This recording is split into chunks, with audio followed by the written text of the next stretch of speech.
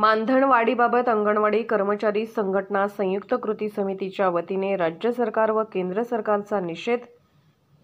अंगणवाडी सेविका मानधनवाढीच्या बाबत अंगणवाडी कर्मचारी संघटना संयुक्त कृती समितीच्या वतीने 4 डिसेंबर 2023 ते 25 जानेवारी 2024 पर्यंत असा 52 दिवसांचा राज्यस्तरीय संप केला होता।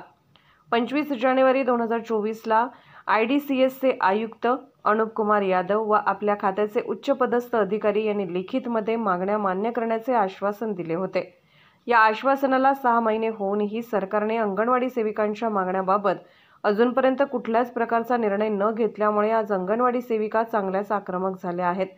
सरकारने दिलेले आश्वासन पाळत नसल्यामुळे अंगणवाडी कर्मचारी युनियन संघटना सिटूचे नेतृत्वात डॉ. बाबासाहेब आंबेडकर चौक ते अमरावती जिल्हाधिकारी कार्यालयावर मोर्चा काढण्यात आला। यावेळी राज्य सरकार व केंद्र सरकार यांच्या विरोधात तीव्र घोषणाबाजी करत केंद्र सरकारच्या बजेटची होळी करून राज्य सरकार व केंद्र सरकारचा निषेध केला। विदर्भ लोक न्यूज ब्युरो रिपोर्ट अमरावती।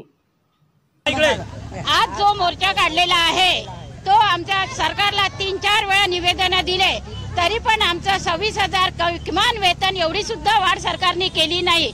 वास्तविक पाहता न्यायालयाने कबूल केलं की यांना मानधन देण्यात यावं, यांचं मानधन वाढवलंच पाहिजे।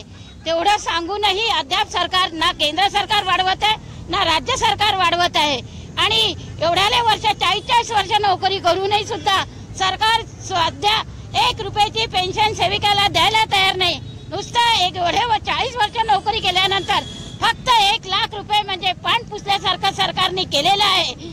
यावेळेस आम्ही आता जे मोर्चे काढत आहोत तर ते याच्यासाठी समोर इलेक्शन आहे आणि त्याचा सरकारवर आम्ही काही ना काही याचा पडताळा सरकारला भोगावा लागणार आहे।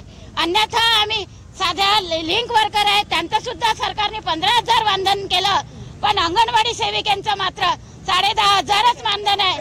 तरी आता आमची अपेक्षा अशी आहे की यावेळेस सरकारने इलेक्शन व्हायच्या आधी सरकारने आमचं मानधन वाढलंच पाहिजे, नाही तर याहीपेक्षा आम्ही उग्र निवेदन केल्याशिवाय राहणार नाही आणि सरकारवर आडवं पडल्याशिवाय राहणार नाही। माझं नाव मी CITU ची प्रतिभा पंजाबराव शिंदे।